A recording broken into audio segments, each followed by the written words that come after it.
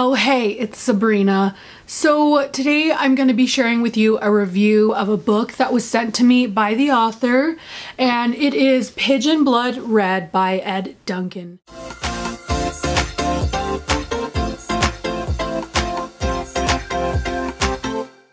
Now this is the first book in a trilogy, and it is like a thriller action type book.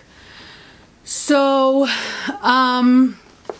has a lot to do with like crime and stuff, which is usually really up my alley. So I want to start off by saying that overall this is a very solid book. I ended up giving it 3.5 out of 5 stars. I was like this close to giving it 4 out of 5 stars, but I think for me what kind of did it in was the ending. I wasn't super satisfied with the ending, and I just kind of felt like it was rushed and I just wasn't a fan. So the premise of this book is there's this guy, his name, I don't remember what his name is. There's this guy, I think his name is Robert, and he is unfaithful to his wife, and he has this really bad gambling problem, and so he has these stores that he owns and they're not doing really well, so he decides to borrow money from this really bad guy, and he basically can't come up with the money.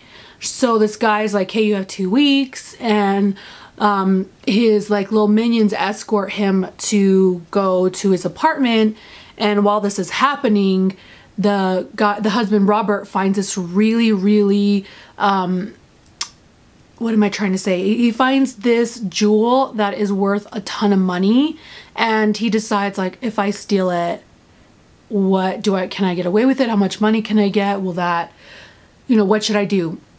He ends up stealing this jewel that he finds in the car and flees to Hawaii with his wife. And of course, his wife and him are having a lot of marital problems and things are just not going well. And so this like jewel, it's called Pigeon Blood Red. He basically goes to get it appraised while he's in Hawaii, while this other guy, this lone guy, has his henchmen track this guy down in Hawaii, the husband down, and basically get the jewel back from him. And so basically it's a story of like thriller and drama, and overall it's really fast-paced read. I was like sucked in pretty much from the beginning, and it's not a very long book. It is only 217 pages, but I think for me, if the author had made it just a little bit longer, I think the ending could have been a little bit more satisfying. I'm not going to spoil it by saying what happens at the end, but I just think that it wasn't what I wanted to happen, and so that is by no means the author's fault. It just, I don't know, it just didn't feel like realistic, I guess is what I'm talking about. Because I feel like for the majority of the book, I felt like a lot of the events happening could be of things that really happen in real life, and then at the end I just felt like I don't feel like that's the scenario where it would actually happen. But nonetheless, it was fast-paced. I really enjoyed it, and I'm really super grateful that this author sent this book to me. But that is it for this review. I really hoped you got something out of it. I will link this book down below if you're interested in getting it.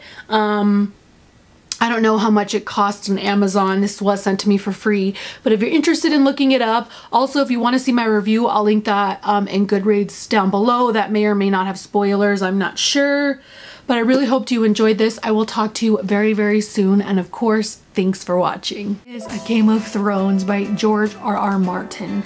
I'm actually buddy reading this with my friend Vanessa at Paper Fairy, and